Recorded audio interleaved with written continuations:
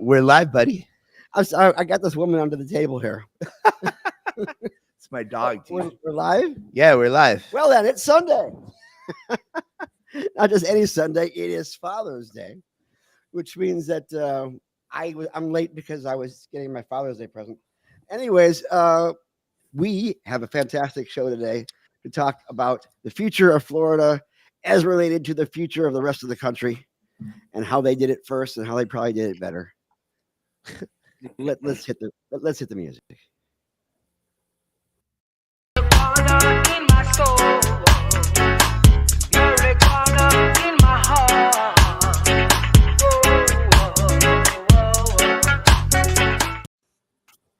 Okay, if you notice, the crew here is a little different than we usually have. First off, I'm back in the studio for the first time in a month. Yeah. The crowd loves that you're in the studio, man. Absolutely, and they're also thrilled about the fact that we are not going to have any technical difficulties whatsoever this time. We might. You never know, but the possibility of that is very low. Okay. Secondly, as far as our crew is concerned, you'll notice that Chris is not here. I don't know how you could tell he's not here, but he's not here. And I guess that there's some kind of baby check going on. Hopefully everything turns well over here. But I am your political director of Suncoast and Gary shit, Stein. that's the wrong one. Okay, You're the right button this time. I was supposed to do Canos, but I was trying to do the Instagram. I don't have the beard for Kano. I just keep it kind of trimmed. Anyways, I am the master of public health here. And to my right, your left, is our deputy director and master of business administration, Carlos Angel Armida. I put that caption because I thought Jason Beck was going to be on the show, but he hasn't logged in. He has not logged in yet, which is terrible because we need to have him because he's our mega associate. So we have to rely on you guys to talk about how California did it right and wrong, because that's basically what we have having to deal with here in Florida right now. We actually have a constitutional amendment as a ballot initiative coming up this November, and people are taking sides. The governor is already putting out as much misinformation as possible. I feel like he's redoing the Kristi Noem thing. I think the last thing he put out was saying that if this goes through, as far as having adult use cannabis here in the state of Florida, people are going to be allowed to bring at least 10 pre-rolls into elementary schools. That's crazy. Well, actually, I think what the original plan was to say that it was 21 pre-roll. You can get up to 21 pre-rolls in an elementary school. 21 is a felony. But other than that, it's going to be accepted. No, I don't think it's going to happen at all, because the fact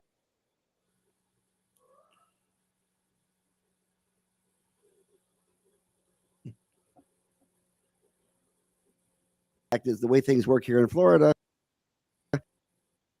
is they take care of people by creating all I think would probably be good if he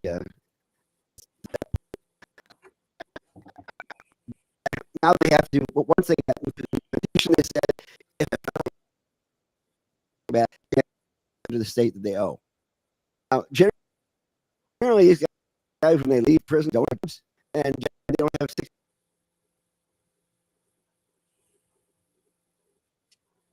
Hey, there he is. There we go. The governor was stifling and bottlenecking your internet for a moment there, sir. Yes. Welcome back. Be careful what you say. Watch out. DeSantis is everywhere. Watch out. Yo, be careful. Well, DeSantis is everywhere, and we realize the fact he's a big fan of the show. And he does listen to us, and so does he? No, not really. But he has people who do that for him. I know, because they call me up and they say, "Did you said what about who?"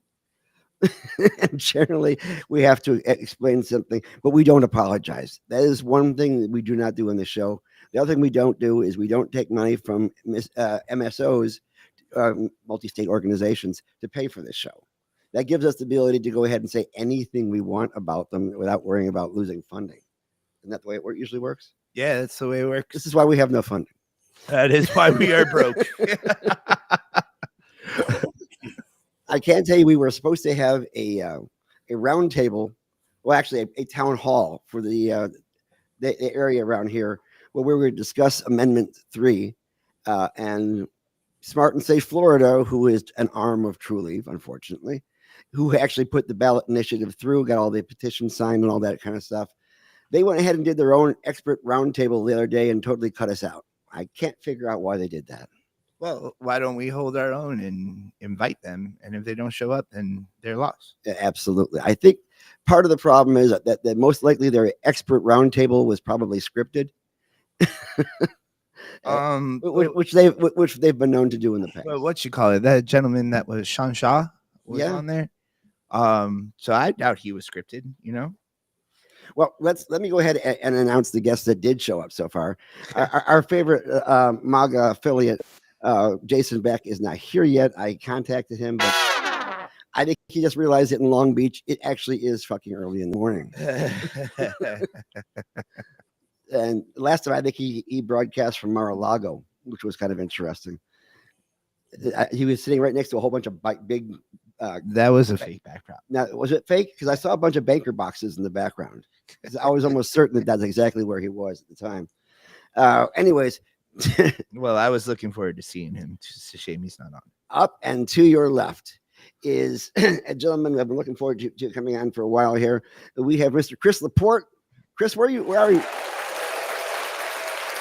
It's a little too loud. Huh? You're West Coast, right? My illustrious crowd. Yeah, originally from Brooklyn, New York, but in Las Vegas since 2005. Oh, great. What a Brooklynite. That's wonderful. That gives you the chops to work in California. Absolutely, right? Well, that's why I stay in Nevada. Absolutely. And to his right, our left, I think on our side, is somebody who I've known since approximately third or fourth grade. Where everything starts, Southfield, Michigan. Mark Cohen. Hello. Who now is coming to you from also the great city of Las Vegas, where they always have 3 digits in their temperature just to make certain everybody knows that they're there. Mm-hmm. Obviously Vegas is in the desert, but we're getting 3 digits in California too right now, aren't we? No, it's the hottest June in the history of recorded temperatures to date. Almost every day has been triple digits and like above 105 triple digits. We've had a couple 110s. Didn't we have 112 last week? Yeah, we did. It's a beautiful day. But it's a dry heat. It's a dry heat. Yeah. I like the fade in, fade out, Carlos. Yeah. But we're here. I'm there, right? Yeah, it's got some water there. And you've got air conditioning in the casinos. So obviously the heat is there to make sure that no one leaves the casino for any reason whatsoever. And there's trapped. There's free drinks in there, but you cannot smoke in the casinos. Isn't that correct? That is correct. You cannot vape in the casinos. That is correct. So here you have a state with adult use. If you want to call it recreational, you can. I won't. I'll ignore you. But most people, when they go ahead and they buy their adult use cannabis in Nevada, whether they're from out of state or in state, where can they go to smoke? Where can they go to imbibe? Besides cannabis social use lounges that have just opened up, that have been in development with the regs since 2017. Well, I haven't been out to that area in about 2 years now, and as I was telling you guys, I'm going to be out there next month.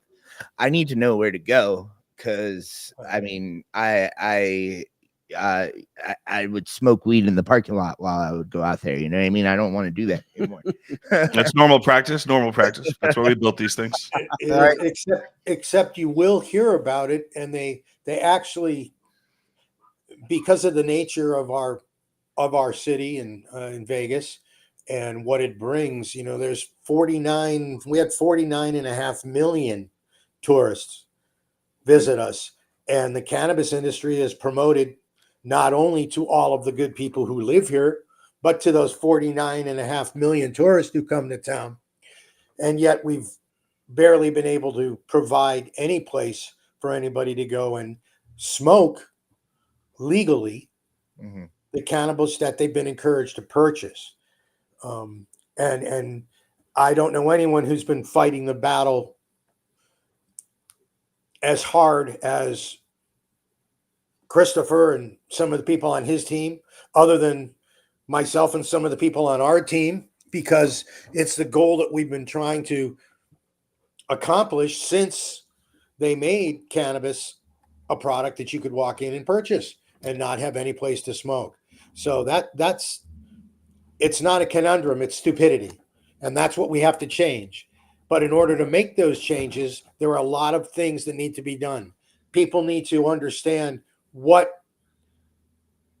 a consumption lounge should be or shouldn't be. It shouldn't be an anti-room or a room attached to a dispensary with a couch.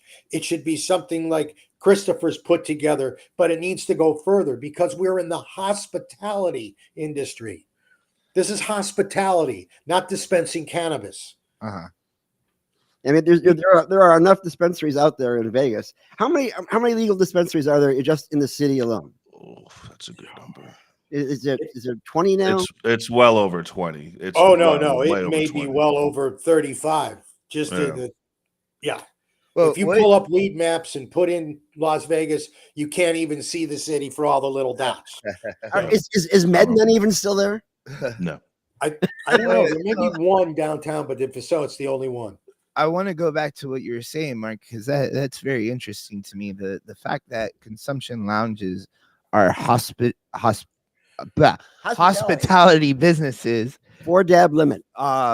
but specifically a hospitality business for cannabis consumers. The main the main customer would be the cannabis consumer. So what is it, like what makes this hospitality business different? What do you have to do differently to cater to cannabis consumers than a normal hospitality business? We have to start with the rules and the regulations. They're different and more prohibitive for the cannabis industry than anything I've ever encountered. And I've had a couple of businesses and been familiar with the model for many others. It's more restrictive than, like, say, opening a bar. Well, you have to comply with all of the cannabis rules and regulations. Yeah. And that's where you start. And since Christopher has opened a fine example of a consumption lounge that is not completely independent of a relationship with a dispensary, he can tell you more. But I can tell you, we only have 3 that are that you should go visit here in town. Now, Christopher's, which is an amazing place. The environment is great. The welcome, it's you just feel good. And there could be a lot of improvements, as there needs to be, but it's industry-wide improvements. We need to be able to be, as I started to allude to, in the hospitality business. That means you have food, drink, entertainment. But the way the rules are written, you can't do all of those under one roof, the way the licenses are handed out now. And that's something that Christopher can speak to a little bit more intelligently than I, because he is truly marching the front line of some of that battle. I'm just a soldier behind him. Now, in Vegas, they have 2 different types of consumption lounges they set up. They set up the independent and they set up the dispensary attached, correct? Mm-hmm. Now, correct. With the dispensary attached, it's a matter of the fact that you can't be connected with it, but it has to be the same building, correct? Correct. And with the independents, where would people bring in their cannabis? You can put that venue wherever it is allowed via distance separation clauses, which makes it even more challenging because you have to be 1,500 feet away from this kind of establishment, 1,000 feet away from this kind of establishment. So it makes it a little tricky as to how you can locate them. But where there's a will, there's a way. I mean, Mark and I come originally from Michigan, and I love the provisioner model. Especially because of the fact that they do have retail stores that give you the full range of brands out there that you can go ahead and establish. Here in Florida, we're strictly vertical only. And the way that they had set up Amendment 3 that people can be voting on, it's going to stay that way. Whether you have a medical program or whether you have an adult use program, you're going to be stuck with the verticals only. which means if they contract with a brand and they start doing it in-house, they have to produce their own raw materials and things of that sort and take it straight to delivery. The only thing different, in fact, is they have an actual brand name on it that they didn't have before. They're buying the brand, they're not actually buying the product, and that actually allows them to reduce the quality of the product to maintain their standards, which is kind of like the way that I'm not gonna rag on True Leaf too much, but they have this great idea about how to keep their prices and their quality as low as possible. And that is not giving the consumers what they're asking for. But can any of these dispensaries, can any of the consumption lounges have their own brand? Well, we're going to have our own brand, and it's going to be a national brand, and you'll be able to recognize it from New York or New Jersey all the way to California. And that's, as I said, there are 2 or 3 different models, and our model is specifically, it's a franchise model. It's a model where we create a national brand, and you are part of a team, and you're able to come in, you're able to be part of something from day one, you're able to build on that. You're able to create generational wealth by being in on the ground floor of an entire sector of a $50 billion hospitality industry that nobody's walking on those streets yet. So, there's so many different possibilities. The other models, like I said, I can talk to the franchise model because that's what we've put together. And we've been registered in the states where you need to be registered as a franchise model because of all of the different opportunities we give a franchisee, where all of the multiple revenue streams we've created. It's not just a couch and a TV and, oh my God, now I can smoke a joint and I'm in a lounge. That's not the cannabis hospitality industry. That's your living room. Yeah, so I'm going to jump in now because there's a few things that really need to be discussed. And first and foremost is we have to start being honest with ourselves as to how large this market is. Just a little while ago, Mark very explicitly mentioned the 49 million people that come to Las Vegas. That's a big number. However, let's put things in perspective. As the CDC recently reported, there's only 52 million cannabis smokers in America. I mean, it's a guesstimation, but I've yet to see the cannabis industry give me the real number as to how many people that is. The drinking market's over 215 million people. So right now, what I'm seeing in these lounges that are open, you shook your head no. So I'd like to hear some real numbers.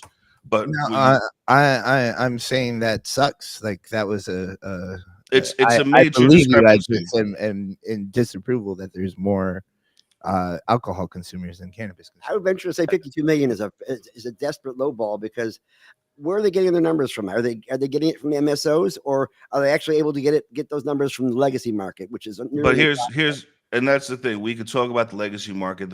Right now, wherever these numbers came from, over 30% of that 52 million are your everyday daily cannabis consumers. So that's your hardcore market, your legacy market, people who smoke weed every day. Cool in the gang, great. But now my concern is right now with these lounges that are open, with these cannabis dispensaries opening up throughout every major state in the country right now, we're seeing numbers go down. Why are the numbers going down is my question mark to you. Is because we're already starting to kind of saturate the market, right? And now I have 3 lounges in Las Vegas. And of the 3 lounges that I've seen in Las Vegas, Nuwu, Smoke and Mirrors, which Risa has been working with, and then Dazed, which is over at Area 15. It's not exactly like the doors are flying open and we have lines around the corner. And it's not because, it's not the right product or it's not the right venue. It's that we just haven't quite figured out yet how to have the conversation as to where do cannabis users go, or more importantly, how do we grow this market to outside the cannabis user? I want to convert people so I could save their livers. You know what I'm saying? Like there's ways to grow the market that we're still not doing it. And the industry as a whole continues to focus on their consumer. And I say this from the perspective of cannabis drinks. Every dispensary owner hates those cannabis drinks. Well, guess what? In the social use lounges, it's 70% of our revenue. Why is that? Because people want to drink cannabis, but they don't want to go to a pharmacy to buy it. but they'll buy it in a social use lounge. And that's going to be how you grow your industry. So right now, I do agree with Mark that this is a generational wealth play. The long run, absolutely. But the first 10 years of this is just going to be trying to educate people as to where to go, what to do, how to do it, and how to talk to people outside the cannabis industry, outside of all this, infighting and bitching and moaning and rescheduling and all this other stuff. All we have to figure out is how to make a cool venue for people to want to go to start to open up the conversation as to, hey, cannabis is a better alternative than alcohol and partying. I've heard a lot of people come to me and they say, "Hey, cannabis lounges have been around for a long time," and I say, "Yeah, but not legally." I mean, they talk about places like the Joint. They talk about places like in Barnaby Coast over in California. They even bring up that ridiculous place that started up in West Hollywood that eventually died for other reasons than I think. Yeah, but it came back. OG Cannabis Cafe. It came back as OG Cannabis. It didn't come back. Right. I do want to point out though that the first dispensary, Cannabis Buyers Club in San Francisco, that opened in like 92, essentially was a cannabis lounge. Like you can consume on site. People were getting arrested left and right, but like just by that very fact, the fact that it just kind of the first one just kind of became a place to come together, it should show that there's like some sort of want or need in the market for it. And what you were saying, Christopher, about cannabis drinks is really interesting to me too, because I mean, I'm not, I own a hemp store in Florida. I'm not necessarily in the cannabis market, but I was it's cannabis. I was on the fence. So you saw your monthly report. I was on the fence. I got a big old refrigerator in the shop now. I was on the fence on actually putting it in for a while. But I mean, I'm selling the shit out of these drinks, dude. Like it's crazy how much people really want these drinks. And there's a place in St. Petersburg, like literally all they do is like cannabis drinks and kava drinks and no consumption on site. All they do is sell the cans and shit. I buy my shit from them, and we're like doing a really good job. Now there's a place, however, in St. Pete that's like on-site consumption, like literally says cannabis drinks on top of the place, and every time I walk by, it's empty. Because there's too many people smoking in there, and that's not going to attract the larger audience, outside of the cannabis space. Like we got to stop looking at ourselves. Let's start looking outside of ourselves. Let's look at the market trends. Younger people don't like smoking as much as we grew up liking to smoke. Younger people don't like to drink the way we grew up liking to drink. The younger people looking for healthier alternatives. Those are all targets to basically fire on with cannabis as a total product, which means, to Mark's point again, food. When we start playing with infused foods, now again, wow, this is something I want to do and check out because it's new, different, exciting. And we all on this panel know how many cannabis chefs are out there doing, gray market parties, selling $300, $400 a plate. Why? Because there's a demand. Yeah, I've seen some of the prices that submit some of those infused food parties. They're absolutely insane. They're talking about $20 Kool-Aids. Right. But now, would you pay that price in a lounge? In a lounge, yeah, because people pay those kind of prices all the time for the frou-frou drinks. The ones with the umbrella on it with the pina colada. Absolutely, do that all the time. And I think Trip Kieber was way ahead of the game when he started working on the various cannabis drinks that he was working on for a long time. His brother Pete had a lot of revenue over in real estate in St. Pete that was trying to follow along that trend. But everybody kind of got backed up because they were so worried about how much it was going to be enforced. What is the enforcement rate of people in public use in Vegas? So what's fun about this, again, is that the regs in Nevada, from my perspective, are still a lot better than most, if not all, states. We have taken our language to, we call it single use. So I can essentially sell you 5, 10, or 2.5 milligram drinks per drink. It's no different than going to a bar. I can't stop you from drinking a Heineken. If you have 6 Heinekens, all right, it's my job to make sure that you can handle 6 Heinekens. It's the same thing with cannabis. As a cannabis lounge operator, it's our staff has to prevent overconsumption by understanding the customer needs and making sure that no one's just getting completely shit canned. And so, right now we've only had over the past 3 months that we were working with Thrive and Smoke and Mirrors is 2 or 3 people who are really, really high. And that was our job, to basically bring them back to reality and give that customer service to make sure that they don't leave dangerously. On top of that, we have a no-tow policy. And so we basically require people to take a ride share if they just seem too inebriated. So it's like operating a bar restaurant. It gives the people who are new to the cannabis space an opportunity to try something new and go slow and slow. But then if I got Jerry Garcia over here coming in, yeah, look, I got you on some of the heavier quantities of THC with dabs and, again, higher concentrated drinks. It's my understanding. Chris, did you find that maybe those 3 people who were a little over intoxicated, it was from smoking and not from drinking?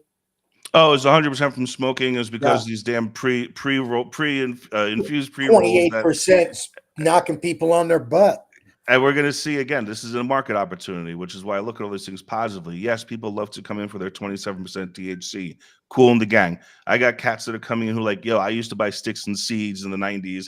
Can you give me some a little less powerful? And, we're seeing that open up. Again, a dispensary, you don't really see that, product pushed. But now that the lounges can potentially operate from a perspective of, here's your Miller Lite and here's your Bacardi 151, and we have the whole gamut of products. Now, I tried to get Assemblyman Yeager on the show to talk about his process in regards to how he worked out those rules. I know he got a lot of input from the Chamber of Cannabis, Scott Rutledge, and those good folks. But when I was listening to those meetings and they came up with this concept of we can only sell single-use products, I honestly just had to laugh, because where is the standard for what is a single-use product? They could say, it's one joint. Great. But what if it's a multimedia, as they call it, that has a nice little snake of concentrate in the middle of it? That's not your standard pre-roll. And for most people, 1 or 2 puffs would be a single use at that point in time, except for Carlos, of course. Because, no, but again, he has a 4 dab minimum just to get up in the morning. Most of the time when I travel, like when I hate going to Colorado because it's hard for me to find edibles that match my tolerance. Right. And what percentage of the market do you constitute? Probably a very small percentage, but I think you may be wrong, because again, I think the cannabis industry isn't as big as we all purport it to be. Man, at the same time, I see 5 or 6 people come in and hit that dab rig hard, and they're good to go. They're like, thanks, off to my next thing. So again, we just don't have enough data. Everything's anecdotal. The market needs a lot more information and studies. So what we need to do is create the market. And all the things we talked about the last 10 minutes, they're all high class and ancillary problems or products of whatever the situation is. But to create what we're talking about, we need to get capital flowing. There needs to be capital flowing to finance a lounge. Okay. It's not just becoming a franchisee, or it's not just opening a Smoke and Mirrors or doing what you need to do. You have to, it's a very expensive proposition to enter the cannabis hospitality sector of what's going to be an incredible industry for the next 25 years. But to get there, we need to capitalize things. It would cost to build out a Buds place and to do it the way the Buds model shows you need to do it, to be able to profit from all of the multiple revenue streams you'll be creating: food, beverage, entertainment, membership, all of the above. But to do that, it's going to cost money. It's $1 million proposition to build out a really nice restaurant and a really nice bar. This is no different. No different. And everyone wants to line up, and everyone's still going like this to see what comes up on the horizon. Now, I've been to an IFA meeting. Up. Yeah, now.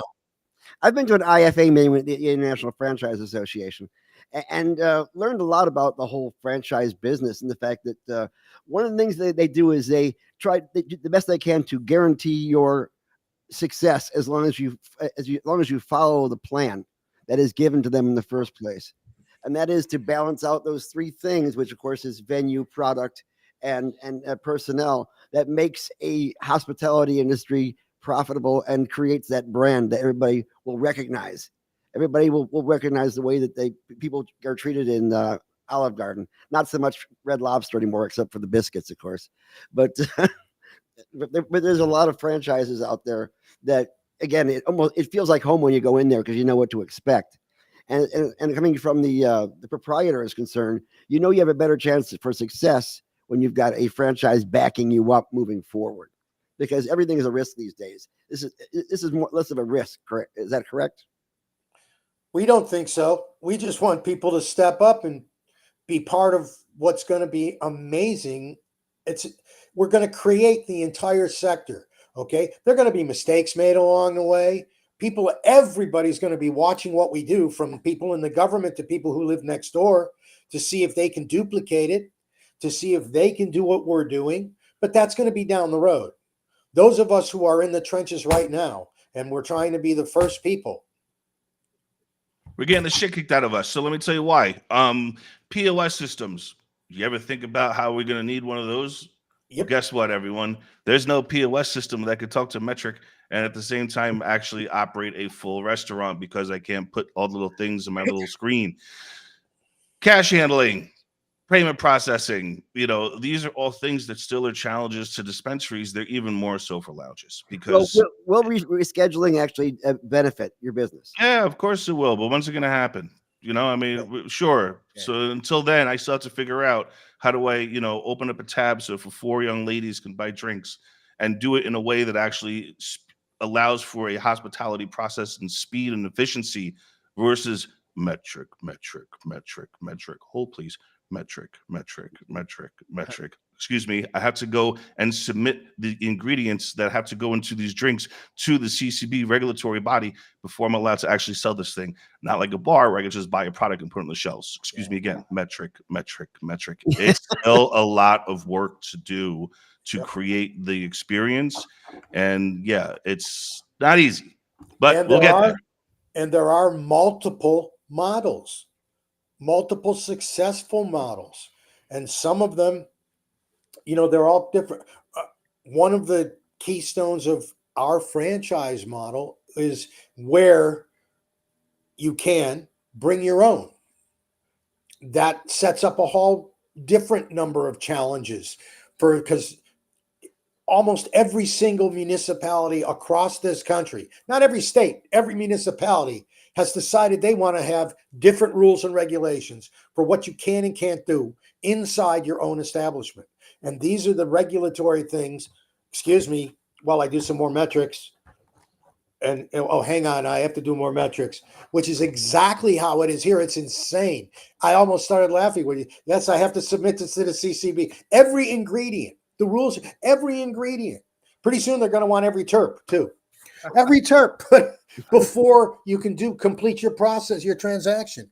So these kind of things have to be worked out. And that's where we're at right now. I'm looking forward when next time I can get to Vegas, hopefully when they have temperatures less than 113, to check out Smoke and Mirrors, because I've heard that you've done an absolutely fantastic job as far as decorating that place and make it a destination, just like Planet 13 was at the very beginning. Pictures here.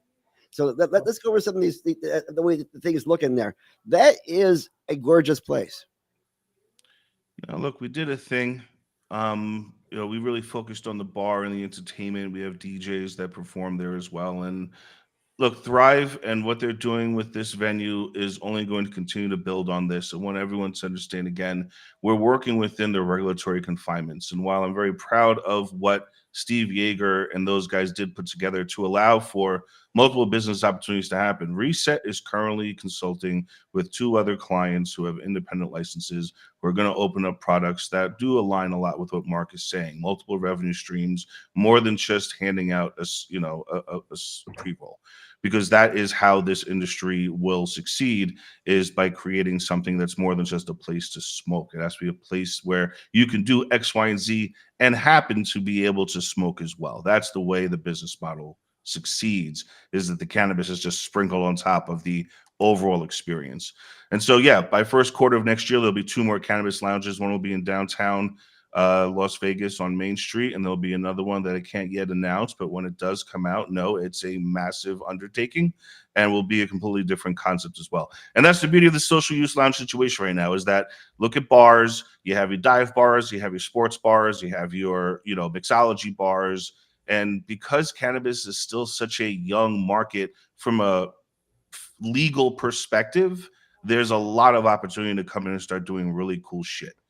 But there has to also be an understanding of, yeah, there are some serious pitfalls and some challenges, because you got to deal with the regulators. When rescheduling happens, does everything change? I don't know. Maybe, maybe not. I do know that the casinos would love to see some way to bring that cannabis consumer in, but they still want to learn more about them. So they want to see, to your point earlier about the franchise success, let's see who really hits it out of the park.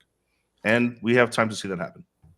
Now, in Vegas, you have a situation where you're basically doing a push and pull with the police folks in regards to the consumption of alcohol within proximity of gambling, as well as within the proximity of anything that would involve cannabis is concerned. And so, is there a mocktail industry that is burgeoning in that area because of that fact? I brought that up earlier in terms of these different trends that you're looking at. The mocktail market is massive right now. You have a under 25-year-old market who's looking for different things. The casinos are also exploring the mocktail market a lot more than they ever did. I happen to have a very strong interest in a product called Sobreo, which is this, ultra premium mixer that allows to make mocktails not taste like fruit juice with weed in it, which is what a lot of these things taste like. Love you, Uncle Arnie's. I know you're out there, but that's just what it is. So, once we see more products get developed, yes, you're going to see a lot more stuff out there. Go ahead, Carlos. Oh, honestly, I just think I just wanted to comment that I like how realistic you are. Like there's no guff with you, man. Like you're there to get the answers, and you're looking at the market analytically, and I appreciate that. Yeah, I didn't have anything to say other than that. I was just kind of laughing at your uncle or anything. During this last session that we had to deal with over here legislatively, we had this 2 senators that came up, one Democrat and one Republican, that was definitely screwing up everything for us. First off, we had this young lady who unfortunately had was a crack cocaine addict. Yeah, and she was absolutely certain that if we had adult use cannabis here in the state of Florida, even if it's just from the hemp derived market, that people will be eating out of garbage cans, which I guess is fine, I guess, for the garbage industry because they have less to pick up. Not just garbage cans, but addicted to crack and eating out of garbage. Makes sense. Yeah, because you really, in order to get a good garbage can sandwich, you really had to get your crack on ahead of time. And she knew that because she smoked weed in the 80s or something. But we also had a senator, a Republican, who said he had tried a Delta 8 that he had gotten from one of those stores, possibly a gas station, and he couldn't sleep that night, and he had actually gotten it to get some sleep. And I tried to get in touch with them to tell him that the problem was not the product. The problem was it was the product you were asking for was not what they actually gave you, because whoever was behind the counter had no concept as to what they're doing. And that's why it's important to have employees that are trained to do the right thing as far as taking care of their customers are concerned. How our legislators are basically ignorant.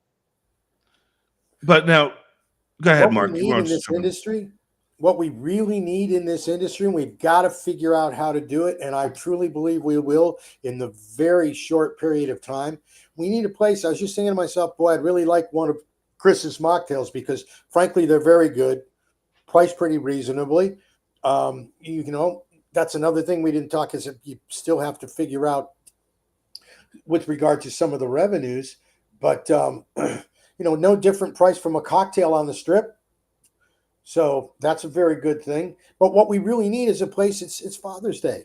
What if you're a father like me? I want to wake up, have a mocktail, and then have some infused scrambled eggs for breakfast. That's what we don't have. That's what we don't have. That's what we need. Let me put one step before what you're talking about, because I agree. I do think that we need more venues to normalize the space, but we also need to normalize the space better, because right now what we're doing is we have too many ambassadors who are just too much into the cannabis space, and the people outside of our world are like, oh, it's just another stoner pushing their story. And I keep saying that while I do appreciate all the names of rappers and athletes and musicians that are on some of our cannabis products in Nevada, I really wouldn't mind just seeing a regular movie, just a regular movie where a person is absolutely just smoking a joint without announcing, "Hey, I'm smoking a joint, everyone," and start to really. I mean, I wish there was a new Sex in the City and the girls could just sit there just smoking a vape pen and we know it's weed, because now we're starting to tell a story to a mass media audience that, oh, this is just normal life. I know it's normal life. I take my kids to practice and there's always somebody out there just toking. But we have to have more messengers, more ambassadors. I look at Seth Rogen and what he's doing with Houseplant and all these other products where it's just more than just I smoke weed every day, because that is not an attractive story to tell the larger audience. It just doesn't work. So what we need is more normalization. Venues do that, but we also need outside ambassadors to start speaking about why they like to smoke weed, not that weed is their lifestyle, because that just turns off a large segment of your, fantastic regulatory bodies that you have over there in Florida. Yeah, there's this movie called Drugstore Joan that just came out on video. It's like a small independent movie, but they have a character in there that's like he owns a dispensary, and like literally like how he talks is like weed is like weed's my whole life. Like it's apparent now that the people are making fun of it. You're on high maintenance. you're absolutely, yeah, the guy on high maintenance. You're absolutely right, dude. We need people showing that like regular people smoke weed, doctors smoke weed, lawyers smoke weed, Right. It's politicians normal. smoke weed. Right. It's normal Right. to smoke weed. And I have to admit I was a little misguided. I mean, one thing that this organization did during its inception, Gary was actually not involved in this, but we took giant blunts and put them on parade floats, and they were smoking, and we put them in like 4th of July parades in front of kids and stuff like that. And it was great at the time. Like we got promotions for our organization in the news, and it was all this controversy, and we were making the right enemies. But but at some point it's like, guys, like we have to calm down a little bit. We have to show that it's just people. You know what I mean? So how can we do that? How like I want to see if we can take like the conversation and kind of focus it a little bit more on Florida. I think right now, like Gary was saying, our governor is saying, do you really want to have weed on every corner? Do you really want it to smell like weed outside? How can we like kind of like rebrand the whole situation here in Florida and kind of show people that it's already here? Like people are smoking weed here. Even the all the Republicans that have come into the state because of the relaxed view on COVID and DeSantis followers and all that. How can we show that these people are even smoking weed? So I'll jump in, Mark, and then I'll shut the fuck up. Go. I always tip my hat to the work of the Chamber of Cannabis here in Nevada when they were kind of bringing people forward to show like, hey, this is more than just, to your point, the person who wants to look like a joint or wears weed flowers all over their suit. Like it's just a bit much. Put it away. But we had a great opportunity in Las Vegas because we have a huge hospitality industry where we have a lot of very prominent chefs and just people that this is a small town, right? It's funny. Las Vegas is the biggest small town. I guess that's what they call Reno, but Vegas has that mentality. Everyone seems to kind of know everybody. And what we saw, there were a lot of people that just stopped drinking alcohol. And that was a major conversation piece that was actually well embraced considering how large the alcohol industry is in Las Vegas, because it's still our community. It's our chefs, it's our, nightlife workers, it's our cocktail servers, it's our DJs, and all these people saying like, I just had to stop drinking because if I continued drinking, it was put me down a really terrible path. And they just told their stories. And once you started getting people who were saying, I used to be this, and then I went to this, now it's a conversation about the positivity of the plant versus just, I want a new thing to get fucked up on. And that's really what it was, but it was more than just the hardcore cannabis advocate. It was just, I like to call them the normies, right? It was, or this fringe market, the one just outside of the cannabis space, to say, this is why I enjoy cannabis. I always like to bring up the joke. I have a very good friend. He is a very prominent gay lawyer in Las Vegas. He's an absolute beautiful human being. We brought him in front of some people that were regulators and lawmakers. And it's like, please tell your story. And he's explaining how, yes, to an earlier point that you made, all he wants to do is bring his dad, who's very proud of him for being a very successful lawyer, who came out of the closet, is well embraced by the community, to just smoke a joint with his father. And guess what? Those stories were working. So it's just building these stories up from people outside of our loud megaphones, and start having those ambassadors speak on your behalf. I gotta admit, when we went to Vegas, we went to the Chiba Hut, because I guess that's one of the places you have to go to. And I was actually kind of disappointed that there wasn't any infusion in the Pepsi Kool-Aid dispenser. Yeah. Sorry, regs weren't approved yet. No, they can't do it. They can't do it. But, to your point about Florida, the Bud's Place concept is ready in Florida. We've talked to some people in Florida.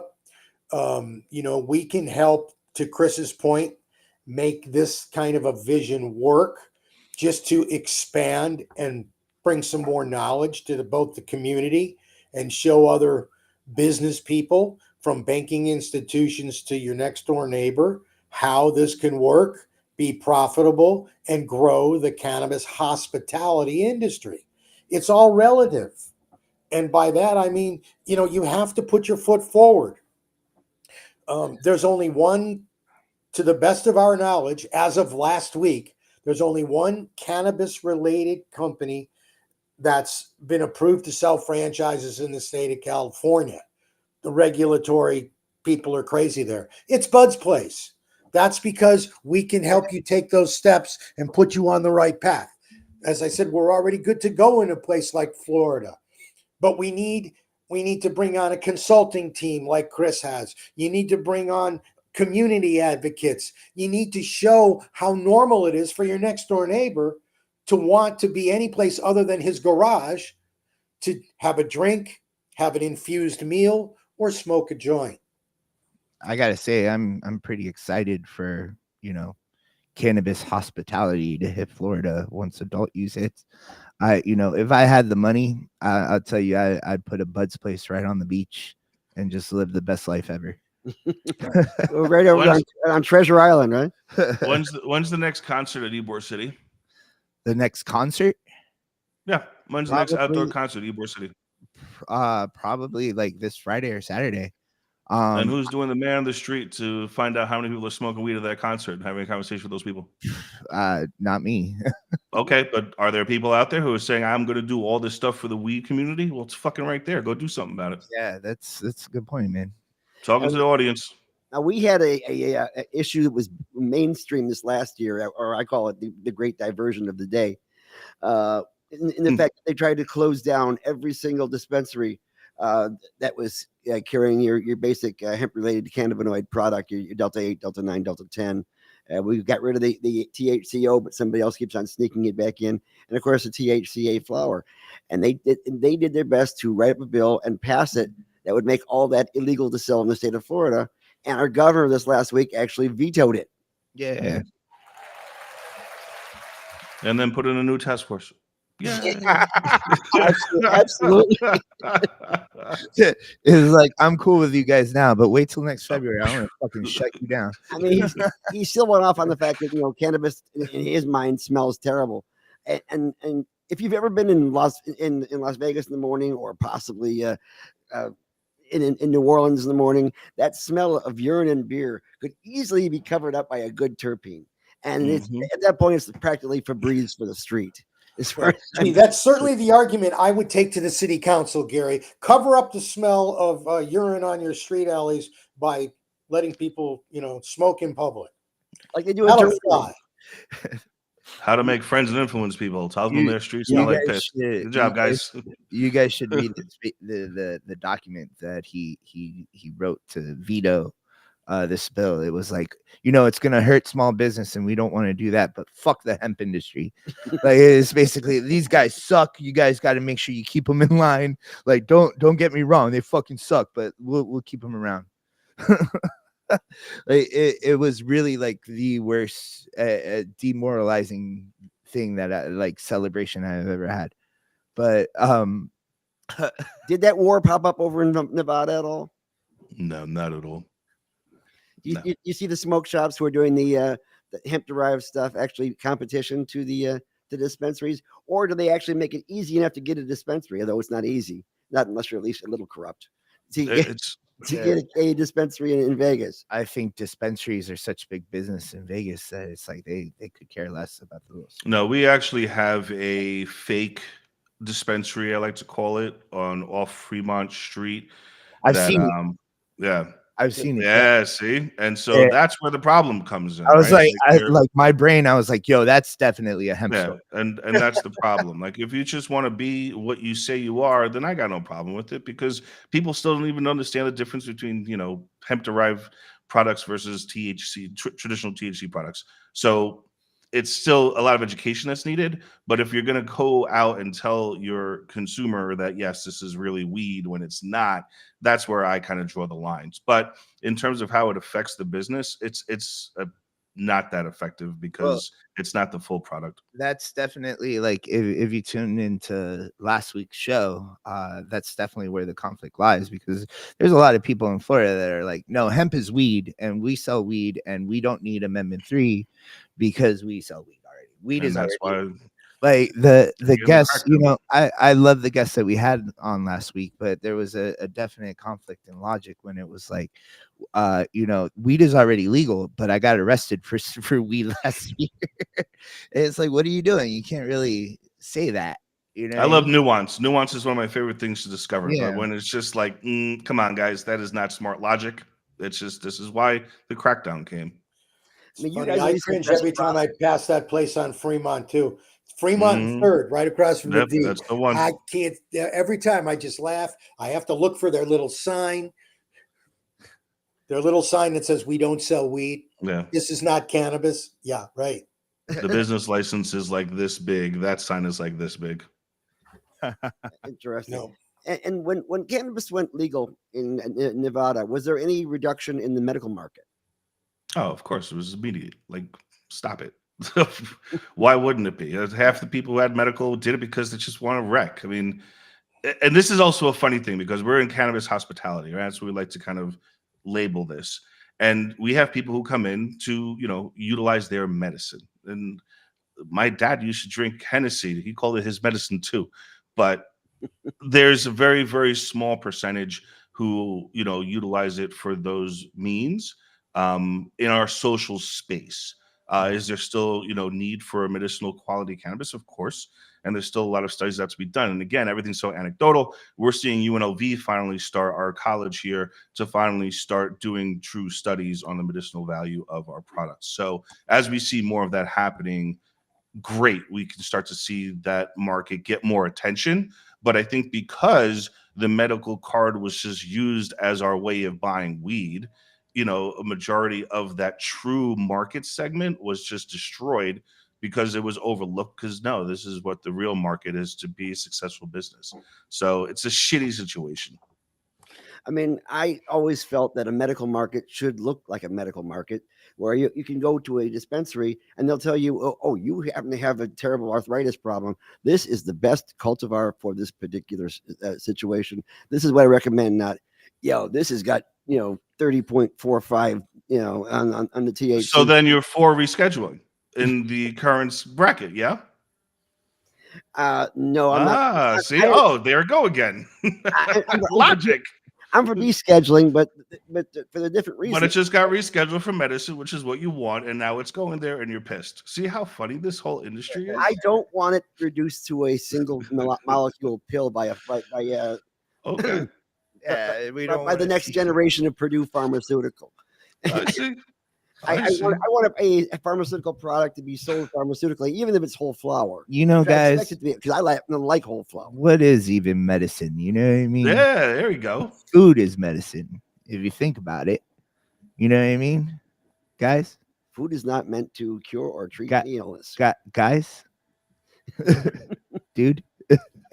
I plead the fifth. Well, we had Tommy Chong on. He No, he reiterated his thing that all cannabis use is medicinal. and I believe that, but medicinal in the way that like I don't need a fucking doctor to tell me that I need to take it. It's a touchy subject, and the medical activists in Florida are very passionate about this right now, and they're absolutely afraid that all the work they did to put in the Right. fucking shitty system that we have Yeah. right now is going to be destroyed because of adult use. But the fact that Florida is in a pretty advantaged place because in our constitution we're not allowed to tax medicine, and because it's also in our constitution that marijuana is medicine, it's not like that's going to go away once adult use passes, right? They're not allowed to tax it. So I see a big market. I love to show my medical card when I go to Vegas because I get those tax breaks. You know what I mean? So I see a big market for no tax cannabis for people that get the card. Is that going to destroy the medical side of things? I mean, I think the dispensaries are going to see that all the tourism here, it's a big market. It's gonna. I don't know how much bigger this market is going to grow when tourists can consume. But Well, it's right now, Florida is the largest medical only market in the country. Which is, And how many of the people are buying it for medical needs?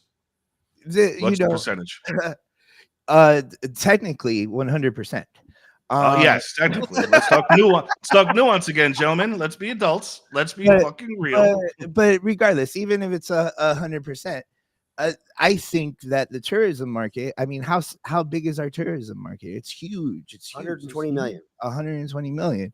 I think there's going to be a big percentage of those people that are going to want to go and buy a joint, and maybe they won't be able to, or sneak it as they smoke it on the beach. Maybe that won't be allowed, but people are going to fucking do it. No, Miami's going to be kicking. Yeah. So I think just the difference in market size for the people that are going to get the card, and that's going to decrease and all that, and the tourists coming in here, that could screw up a little bit.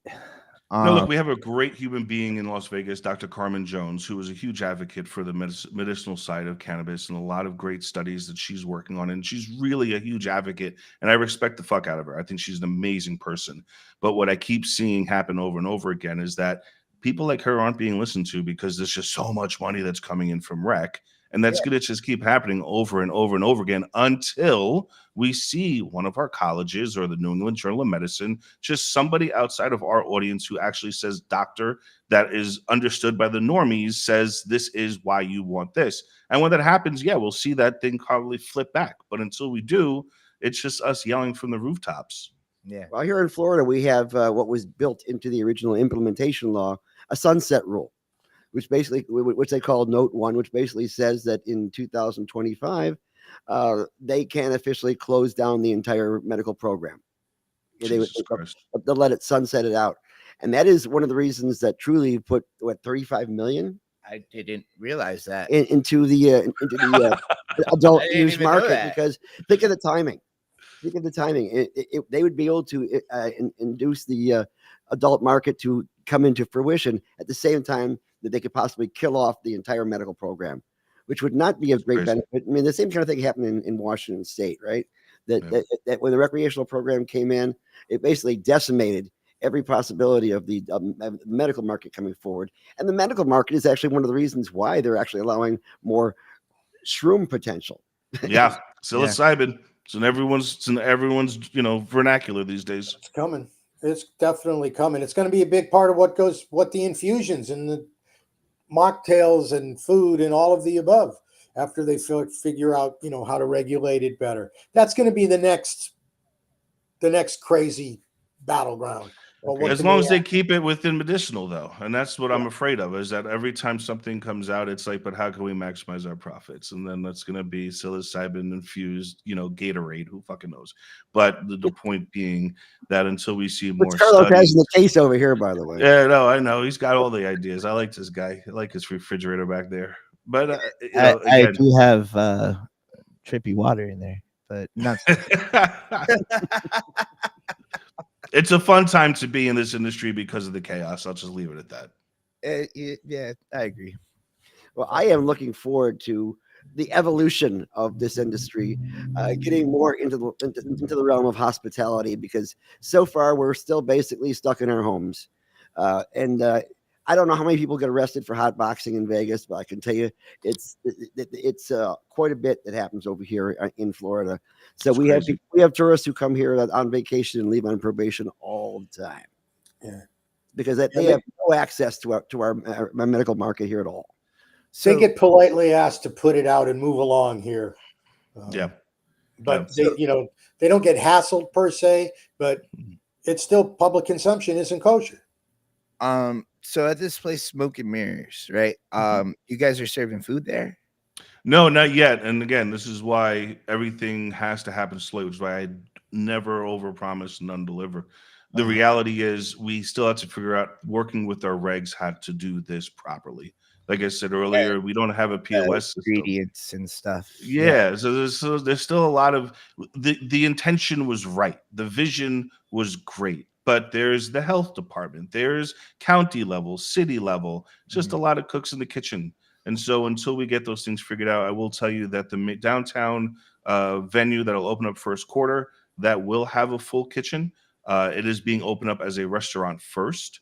And so we'll see, how that pans out, but it's going to be messy. It's going to be really messy in terms of, operating it properly, because there's a lot of pieces that aren't in place yet.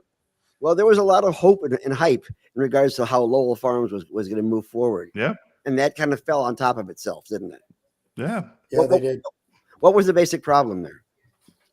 The market wasn't as big as everyone said it was, and then bad things happened. And because this is such a small market, when bad things happen, everyone starts talking about it, and you just destroyed the one thing that you had because you have to talk.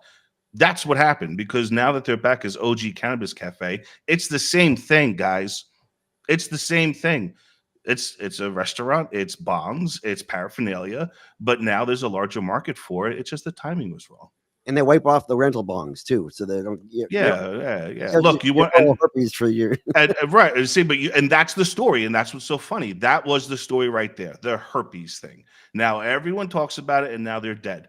Thanks for the herpes thing that happened, because now our regulations require me to spend 24 hours to clean each and every one of our pieces. Shout out Chill Steel Pipes, because they're the best product for this industry. And again, mistakes happen because it's new, and we have social media, and we have people who want to be seen. And so when something bad happens, I got to be the one to tell you what happened. And we absolutely killed the first place that did it. Great job, guys. You helped me. But the point is, as again, the industry evolves, and as more and more states go to adult use, this idea of having consumption lounges, when done properly, is going to be a huge market. And you benefit right now to the hindsight look at all the places that did not let it go through. We thought the GTI had it done right in Chicago. That kind of like flopped. I mean, they had one that in upper Michigan, upper lower Michigan anyway, that I don't think has ever even gotten off the ground yet, because they don't have the formula. But or there's not enough of us to go and do it yet. And this is the other thing. Again, the self-importance has got to fucking stop. Maybe the market isn't that big, guys. Maybe there's not a lot of stoners who want to leave their house because they'd rather smoke at home. Maybe the tourists who want to come out don't necessarily want to be known that they're smoking to a bunch of strangers, because there's still so much of this weird stigma that America has. And it's those things we you still have all those things to work through. So everyone who's pushing forward, I love you for doing it. Thank you for being a champion. But we're fucked a little bit. I agree, Chris. There's nothing stopping somebody in Florida to check med cards at the door and let people in and smoke here, and I'll cook you a hamburger or some shit. But that doesn't exist because I mean, there's not that many people with that card, and people with that card, not many of them. There's a lot of them that smoke. Granted, we were just talking shit about medical marijuana. But there's a lot of people that use that card for PTSD, anxiety, depression. They don't exactly want to be out in a social setting. Right. So tourism is everything when it comes to these consumption lounges. I think. Yeah, and then look at your tourism numbers. So we're telling me that all the people who are going to Disney World got to have their weed. Great, can't wait to get into that argument with our local regulators. I can tell you, I went on Space Mountain in Disneyland on shrooms, and I thought it was a great ride. I heard it was closed that day, but I didn't know. But I thought it was still a fantastic ride at that point in time. In that ride, because like you might lose a finger. Yeah. I don't know which way that's going to go now that that Mickey and Ron have settled their differences as far as Disney World is concerned. But I am looking forward to seeing something where you don't have to worry about whether your landlord in this mostly rental country we're getting into right now wants you or doesn't want you to go ahead and smoke in your own home. Because at that point in time, all you have is basically hotboxing it behind a Dunkin' Donuts, which closes. Yeah, I just want to make a point too. We just had 2 customers walk into the store, walk right up to the fridge, and grab some drinks and walk right out. So I'm telling you, it's huge. It's coming. I love it. They knew the fridge was there. We're here for those drinks. You know what I mean?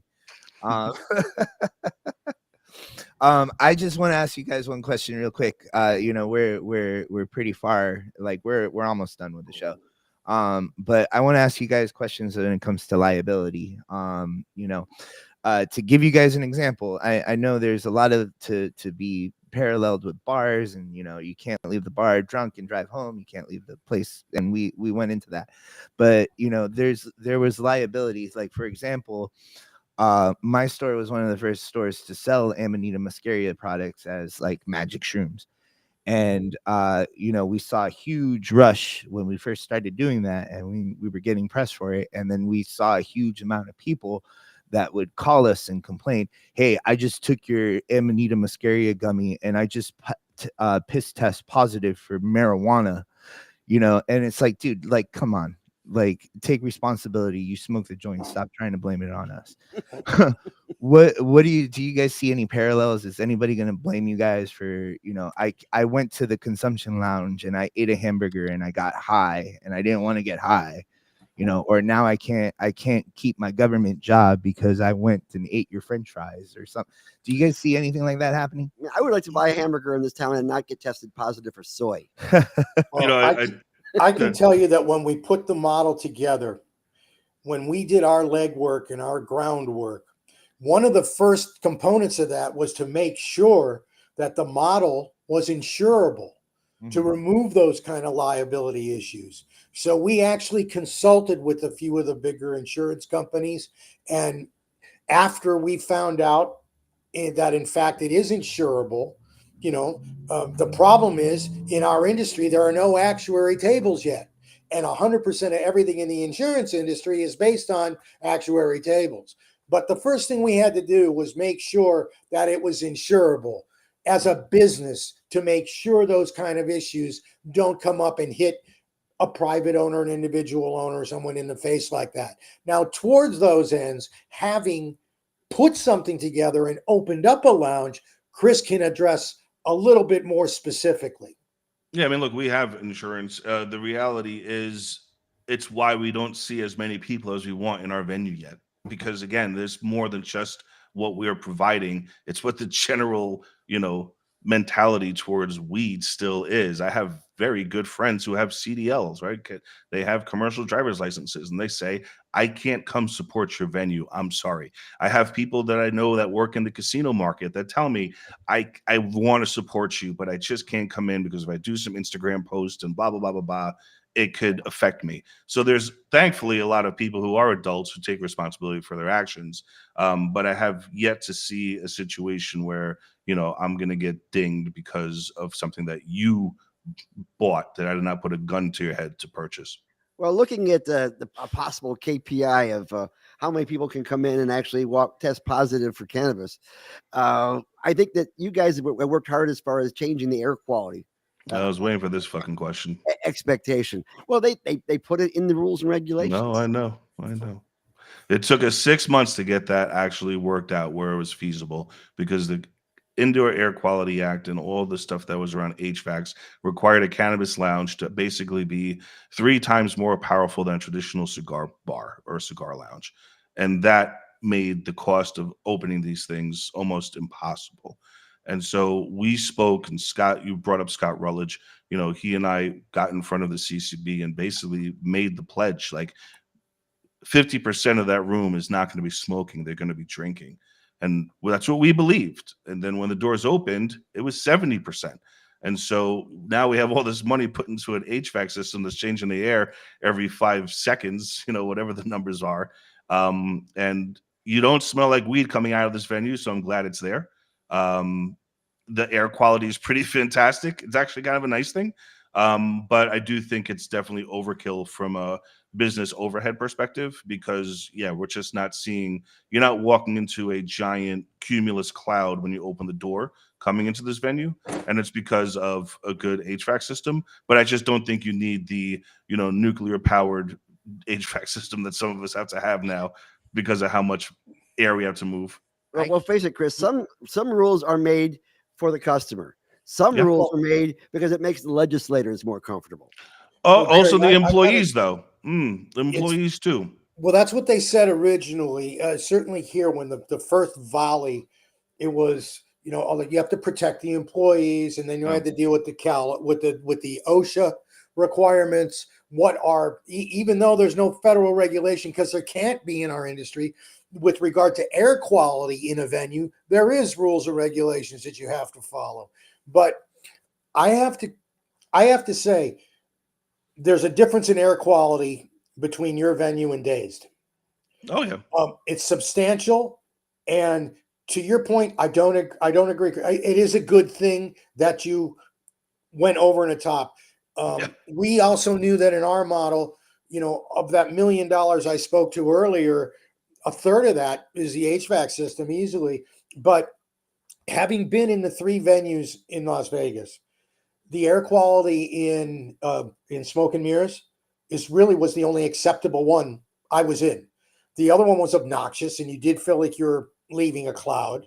It was, I think that's because they maybe don't have the same air quality control system installed that the other lounge does. But I think looking back on it now, I agree with what you're saying, but the fact that you've got the original quote unquote, those rough regulations makes all the difference. I want to go back to your place a lot more than I want to go back to the other place.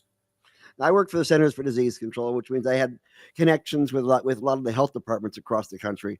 And I found out that a lot of them were saying that they would oppose cannabis lounges because of the fact that they were worried that their employees doing inspections, which they need to do on a regular basis, would get stoned as they're just coming in the middle of the afternoon to see how many roaches you got behind the sink. The inspector comes in with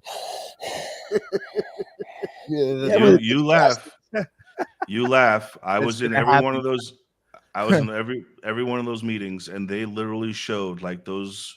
I wish I could pull the image up, but like straight up, it was like you're walking into that movie. Things on the side. Yeah, no, it was like a medical, like a pathogen. I don't know what it was, but it was a very complex face mask. And this is hard to come about in America, but I just can't wait for a time when like logic prevails and people look at cannabis for what it is and the safety it is, and we can grow it in our backyard. And it's available in the produce section at Publix, and you can go to a lounge and just hang out with your buddies and not worry about having to fucking order a beer or get like a soda and lime because you want to look like you're drinking and fit in. Like I can't wait till that day. Hopefully I get to see it one day. And to all you short traders, when it becomes a commodity, you can have fun with that too. We'll just wait for super AI to come in and educate us as to how to properly label this product. All right, guys. Gary, you got any more questions? Should we end the show? Or come on, Gary, got one more in you? I have quite a few more, but we do have to wrap this up because it's Father's Day, and I got 3 girls who want to treat me to something. I have no idea. I gotta go see my poppy. I know it won't be a cannabis lounge, but we could probably make one at my house. All right, guys. Just don't tell my landlord. Okay. This is the point of the show where we're going to give each of you a time to look in the camera and tell people who you are and how they can support you and where they can find you. So let's go ahead. Let's start off with Chris. Just go to the Instagram. I am at Chris of Coins. Used to own a video game nightclub in Las Vegas, and the name just stuck. Find me on LinkedIn. Always happy to help. And then, of course, our website is reset.vegas, not reset.com. And we are currently looking to help anyone in the industry throughout the country who is looking at cannabis social use lounges. Cool. And Mark, my friend. Bud's Place, franchising. We're here to create a national brand.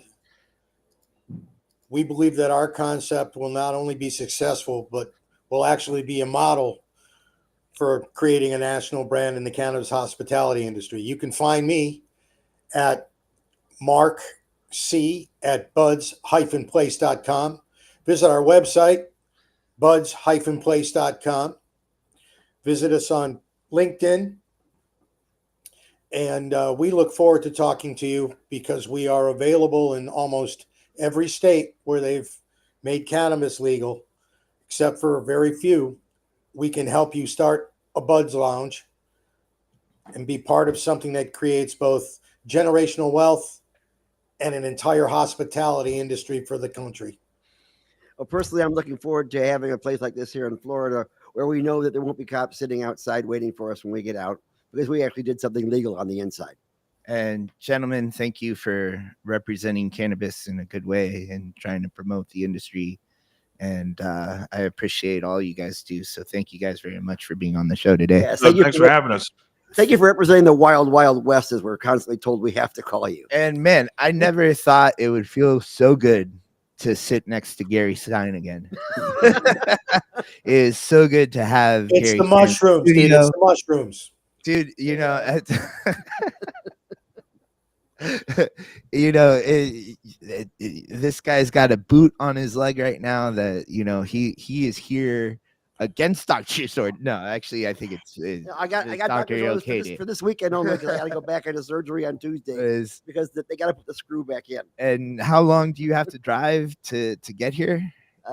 Just an hour. Just an hour, but still an hour to come and sit next to me. And well, that is G. Stein, the Canna Warrior. He is definitely a Canna Warrior, and it is good to have a show where I don't have to mute your microphone and have you going and asking questions all the time. It's a smooth show today. So I now have a gig of speed thanks to Spectrum. We'll see if they actually meet their promises. And you got cool headphones, so and I got cool. Maybe you can shut off your speaker next time.